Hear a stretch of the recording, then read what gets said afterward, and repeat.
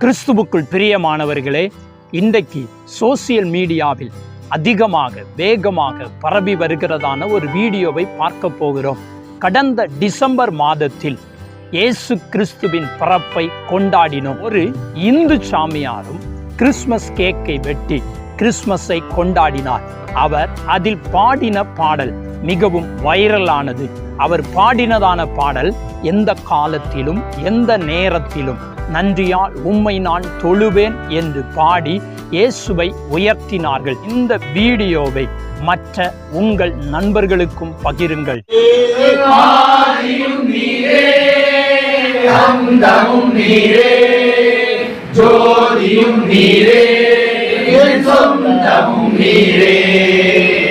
காலத்திலும் எந்த நேரத்திலும் நன்றியால் உம்மை நான் தொழுவேன்.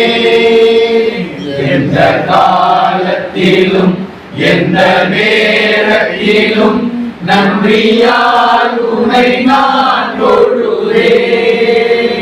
இயேசுவே உம்மை நான் தொழுவேன் தொழுவேன், எந்த வேளையிலும் தொழுவேன். சங்கீதம் 156 சுவாசமுள்ள யாவும் கர்த்தரை துதிப்பதாக அல்லேலூயா என்ற வசனத்தின்படி எல்லாரும் கர்த்தரை துதிக்க வேண்டும். கிறிஸ்தவர்கள் மட்டுமல்ல, எல்லா மதத்தினர்களும் கர்த்தரை துதிக்கலாம், துதிக்க வேண்டும். இதைத்தான் வேதம் கூறுகிறது.